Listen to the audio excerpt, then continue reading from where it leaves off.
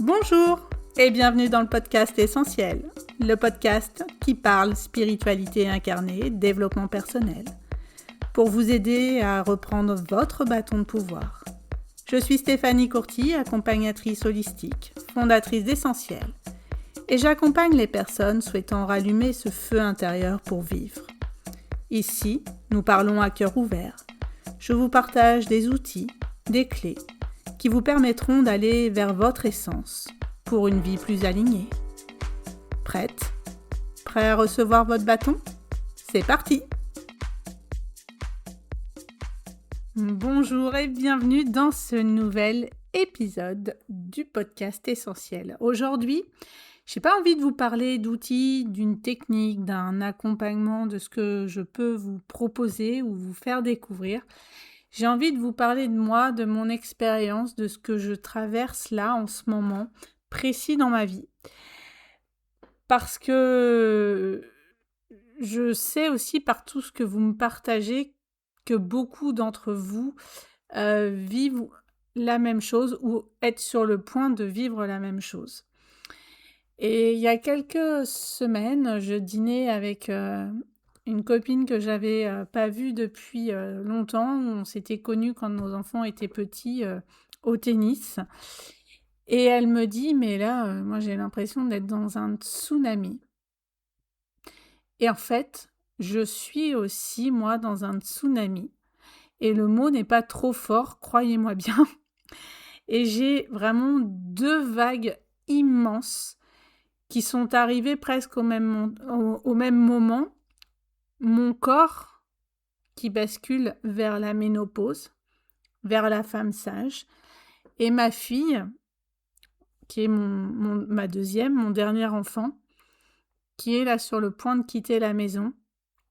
Et à l'heure où j'enregistre le podcast, on va l'emménager après-demain dans son appartement.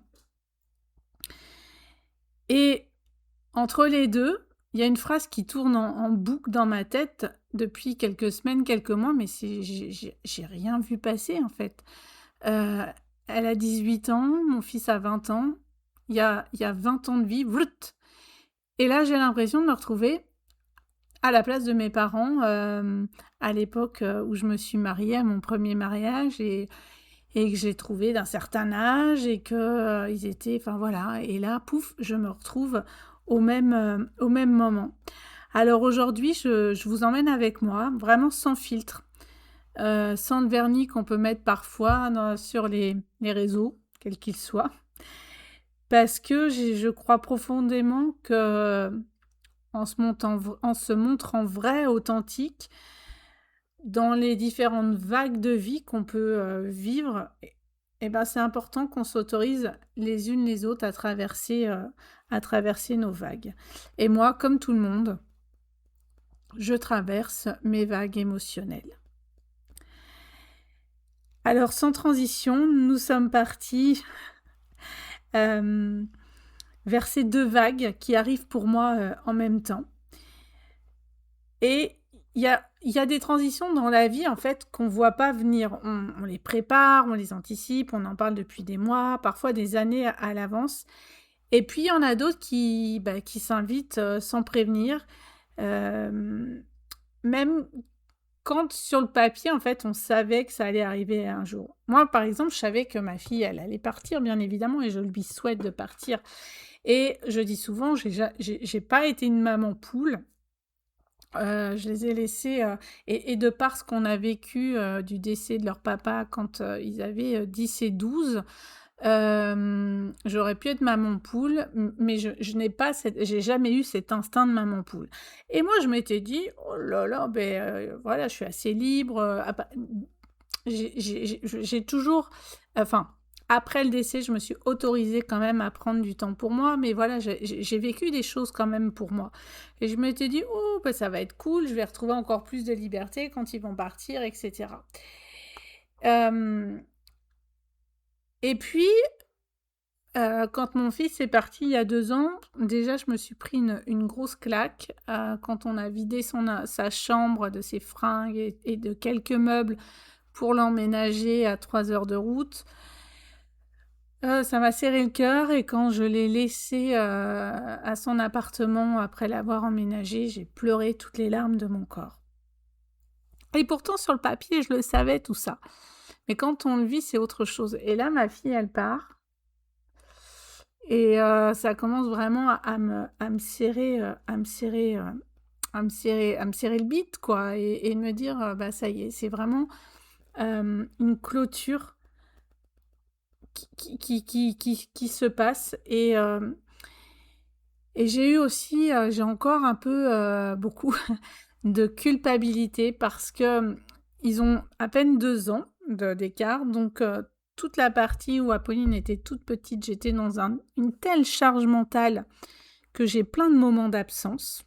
Il y a plein de souvenirs, je ne me souviens pas et il y a toute la phase après le décès de leur père où je ne m'en sou il y a plein de semaines, de jours où je ne me souviens pas. Mon cerveau a fait reset en mode protection.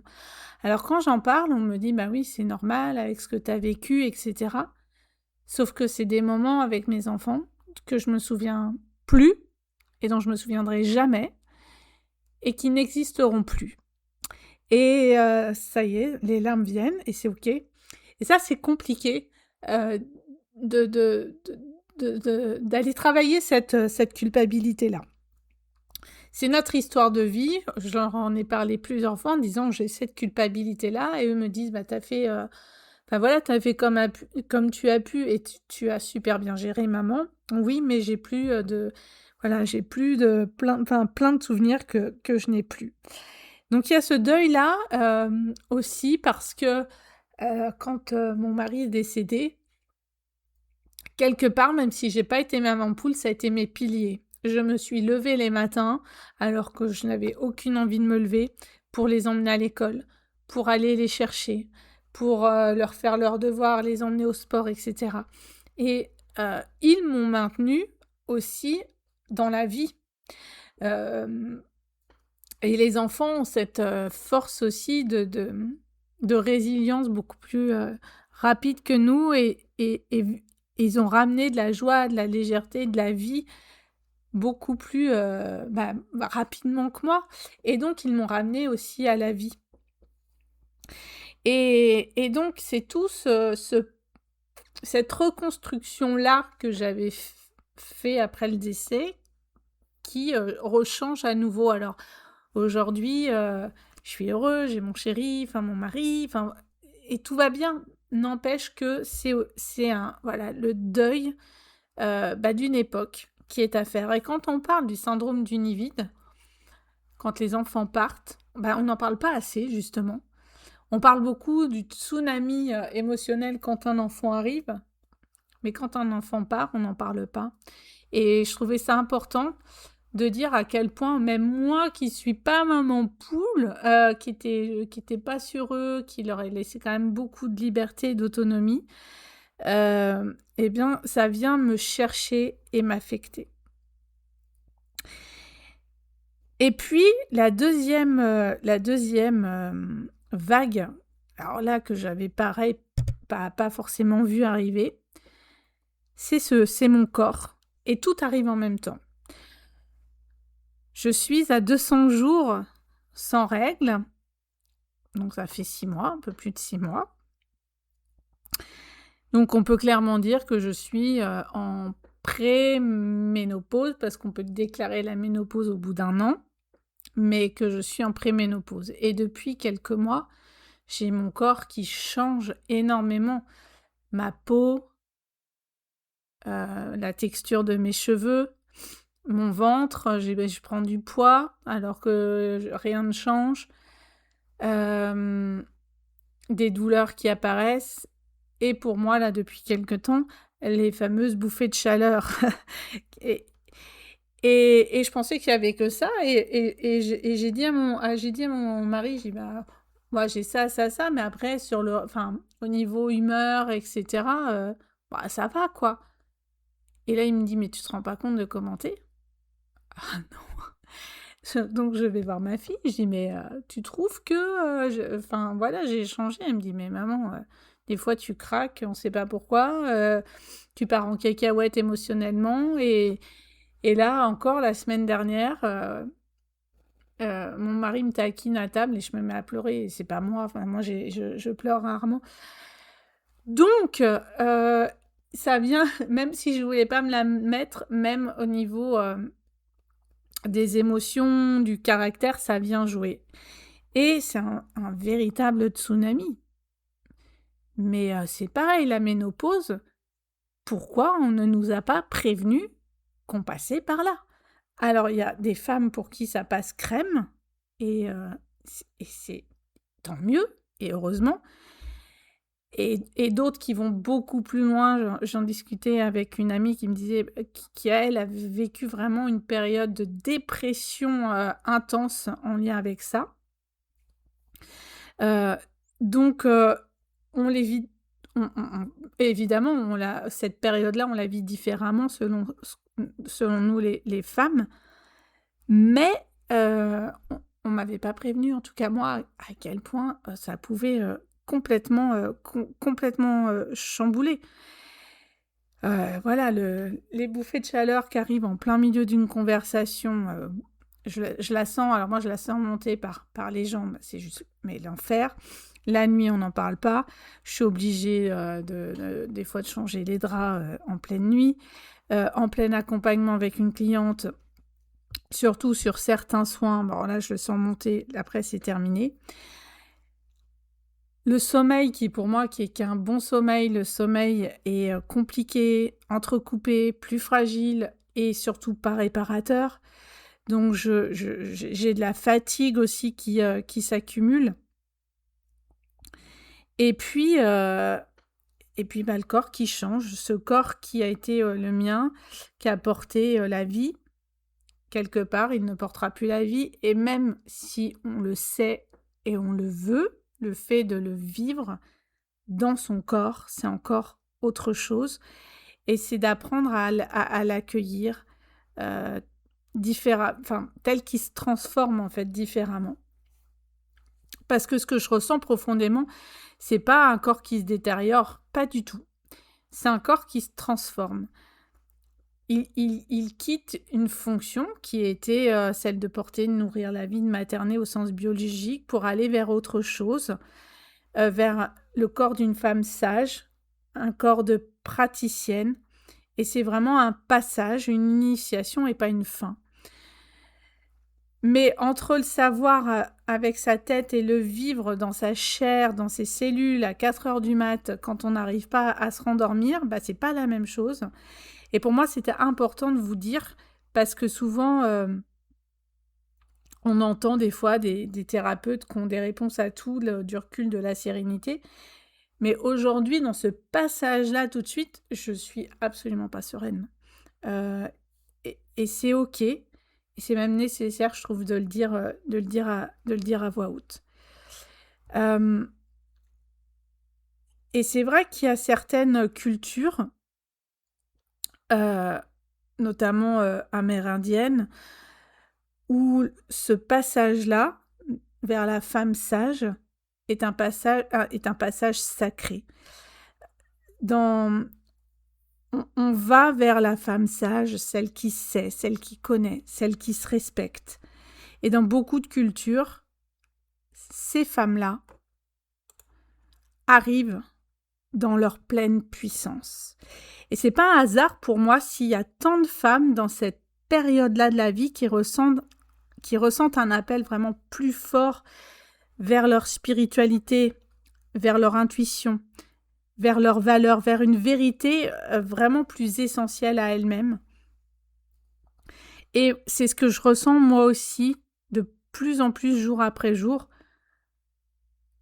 d'être encore plus authentique que ce que je pouvais l'être, de vous partager les moments de doute, les moments de faiblesse, et pas de vous montrer que la Stéphanie forte, parce que oui, je suis aussi forte, j'ai traversé des épreuves de vie, mais aujourd'hui, je suis dans un nouveau passage qui se fait pas sans douleur, et on traverse pas un seuil sacré comme la ménopause sans rien laisser derrière soi. Il y a une part de moi, la mère du quotidien, la femme au cycle régulier, celle qui gérait son planning en fonction de ses cycles, la jeune femme d'avant mon deuil, avant cette reconstruction, qui a aussi le droit d'être pleurée, honorée et remerciée.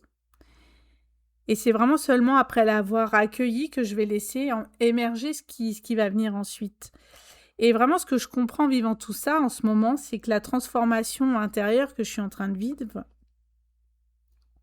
ne peut pas se faire en forçant, en analysant, en voulant gérer la situation, comme je peux super bien le faire dans d'autres domaines. Et ça me demande d'encore plus ralentir en écoutant mon corps plutôt qu'en le combattant. Et il y a une chose pour laquelle c'est hyper compliqué pour moi, c'est j'ai une routine sport. Tous les midis, je vais au sport, à la salle. Et le lundi midi, c'est du cross-training, qui est type aérox, ce genre de choses. Donc c'est hyper cardio, hyper challengeant. Et ça peut être, comme on charge des fois, ça peut être aussi assez traumatisant au niveau des articulations. Et aujourd'hui, alors, j'aime bien parce qu'il y a un côté challenge, au niveau du mental. Et puis, on ressort, on est trempé, enfin voilà. Et ça, j'aime bien ça. Mais je sens au fond de moi que mon corps, il peut plus. Là, en ce moment, je peux plus lui demander ça. Et donc, je me suis, pour le jour du cross-training, je me suis inscrite sur un cours en ligne de pratique beaucoup plus douce pour remettre juste du mouvement. Mais je suis encore dans une culpabilité de pas aller au cross-training et de juste faire ces quelques mouvements. Alors, je sens au fond de moi que ça a fait un bien fou à mon corps et ça me ramène de la mobilité, notamment aux hanches où j'ai très peu de mobilité, aux épaules, aux poignets où j'ai perdu énormément de mobilité. Mais je ressors pas détrempée.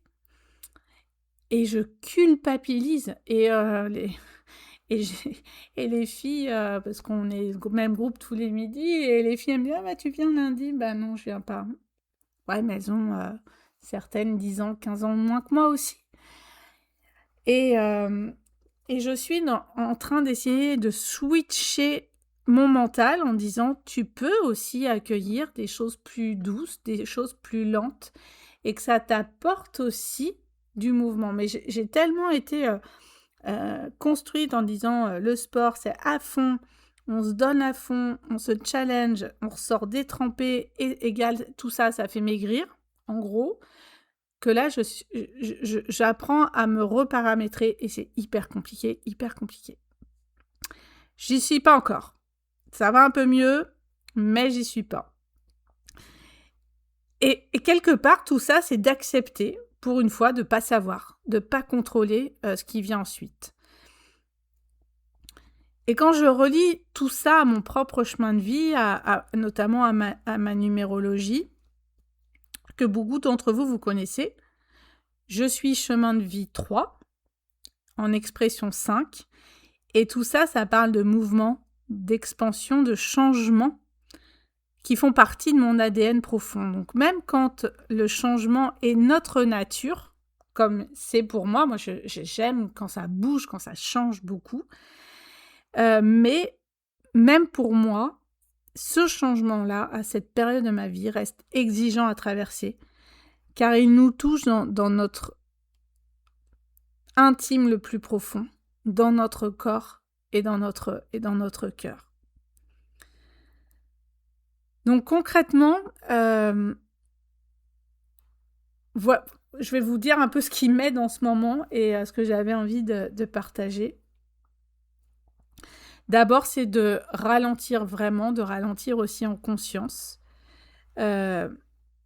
d'accepter de ne pas pouvoir tout faire, de ne pas être partout et de laisser de l'espace dans des journées ou des moments de journée pour me poser. Encore plus que ce que j'ai mis en place depuis certaines années.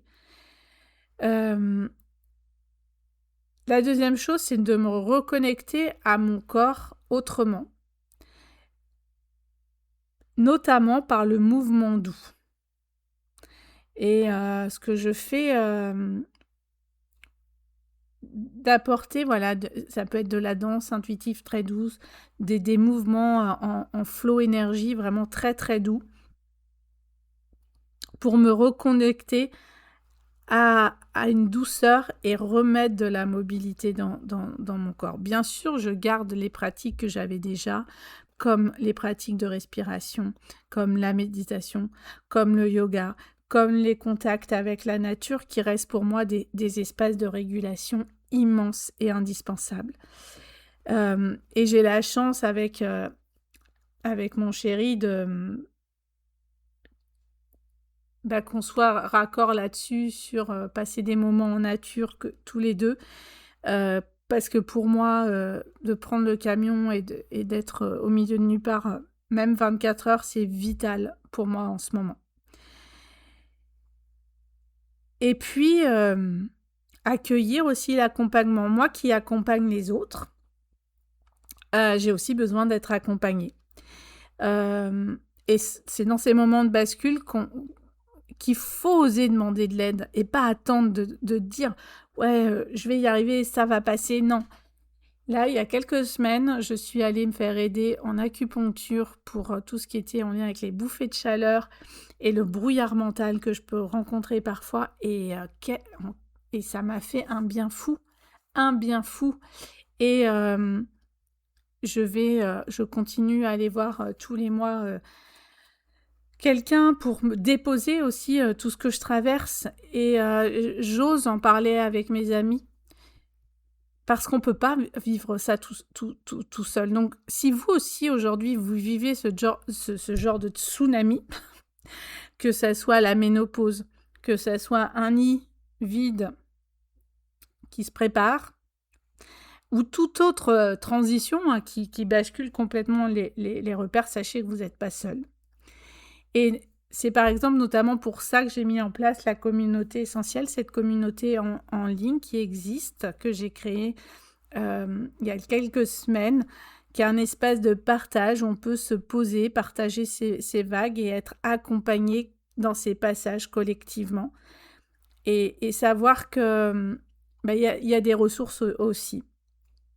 Donc, si vous souhaitez nous rejoindre dans cette communauté qui est, voilà, où vous allez trouver plein de ressources pour aussi traverser ces périodes-là, je vous y attends et quand vous sentirez que c'est le bon moment, que c'est le bon moment pour vous.